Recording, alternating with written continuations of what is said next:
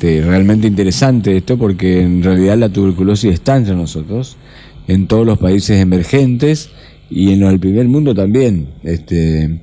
Recién comentábamos fuera del aire que en Estados Unidos se había erradicado durante un tiempo mediante la vacuna, ¿sí? La famosa vacuna BCG, pero ha vuelto a los Estados Unidos otra vez, ya hace unos años, por la cantidad de indigentes, de gente sin techo, de personas que no se nutren todos los días ni adecuadamente, y esto está relacionado también con esto, con la pobreza y con la falta de una alimentación que sea mixta y variada, digamos, que tenga proteína, que tenga vitaminas, que no solamente se da en la parte, en los más humildes, sino también en la clase media y rica. O sea, a veces se nutren mal, comen mal y también puede tener tuberculosis, digamos, pero está más relacionado con la gente humilde por el tema de la enfermedad, de la tuberculosis, digamos. Bueno, según estuve leyendo un poquito, los países asiáticos, varios países africanos, África, sí, y países del Caribe son los más afectados, entre otros, por supuesto. Exactamente, donde hay más prevalencia. Yo reciente conversábamos el tema y es probablemente a un factor no solo de la población susceptible, sino también ambiental, ¿sí? A veces las bacterias tienen mayor posibilidad de reproducirse o de afectar a la población de acuerdo también a las cuestiones ambientales, como la acidez del suelo, como las condiciones del aire. Entonces es más fácil, las condiciones de humedad también, es más fácil que se transmita una u otra enfermedad, digamos. Es decir, que también está relacionado con factores ambientales.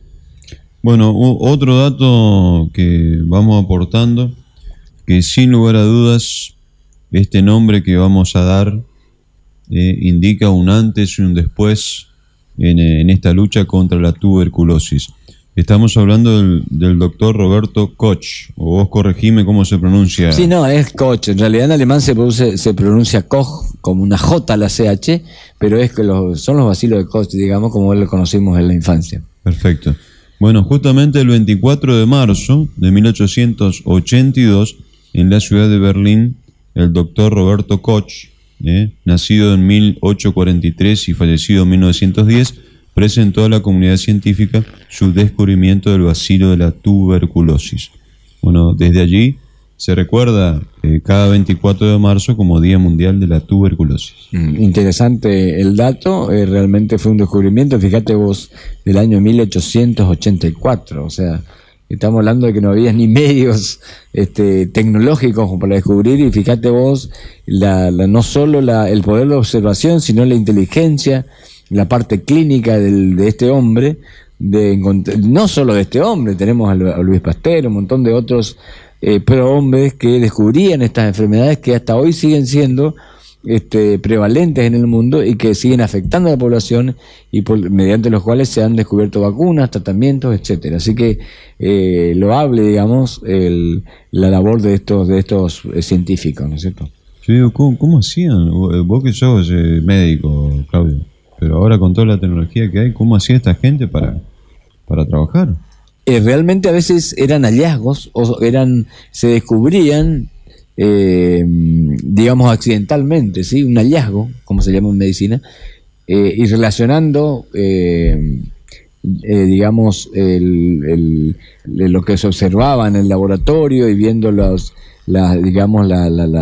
parte clínica de lo que le afectaba al paciente, el médico o el científico, porque no todos eran médicos, había muchos que eran físicos, químicos, bioquímicos, relacionaban eso con digamos los síntomas, porque no había, a veces en esa época sí había microscopios, pero no había los microscopios de alta resolución que hay hoy en día. Eran microscopios ópticos comunes, digamos, no hay los electrónicos que hay hoy en día, y ellos descubrían, relacionando, y su inteligencia obviamente hacía que relacionen con un tipo de bacteria, y descubrían o hacían trabajo de investigación durante muchos años y descubrían que esa bacteria, en este caso es una bacteria de la tuberculosis, producía tal enfermedad, digamos, y estudiaban varios casos por los cuales comprobaban que se trataba de eso, digamos. Otra cosa que me llama mucho la atención, me pongo a pensar en todos estos médicos ahí en los albores del mundo científico de la medicina, sí, ¿no? imagino que morían como moscas también los propios médicos, ¿no? Y a veces estaban sí. rodeados de todos estos gérmenes. A veces sí, porque no, acordate vos que las vacunas no existían en muchos casos, en muchas épocas, y morían de gripe, se moría de gripe, y las personas vivían menos también. A lo mejor a nuestra edad ya estábamos hechos bolsa, por decirlo, hablando mal y pronto, o estábamos muertos ya hace mucho tiempo. Shakespeare, sin ir más lejos, murió a los 30 y pico, 40 años, y era ya un tipo considerado como viejo, digamos. Entonces, hoy se alargó la expectativa de vida, gracias a los antibióticos, gracias a las vacunas, se previenen muchas enfermedades. De ahí que tanto los médicos recalcamos que las madres vacunen a sus chicos. Se evitan un montón de enfermedades, o si se contrae una enfermedad, la enfermedad es mucho más leve y no llega a la muerte como en esas épocas, digamos. Sí, realmente esa época era un gran sacrificio. También el médico ponía parte de su cuerpo porque muchas veces moría por enfermedades. Sin ir más lejos, el hospital que lleva, el Hospital Central de Posadas, el doctor Ramón Madariaga murió por una epidemia de fiebre amarilla que él estaba estudiando y tratando. De hecho, él muere, el doctor Madariaga, muere luchando contra una enfermedad, digamos.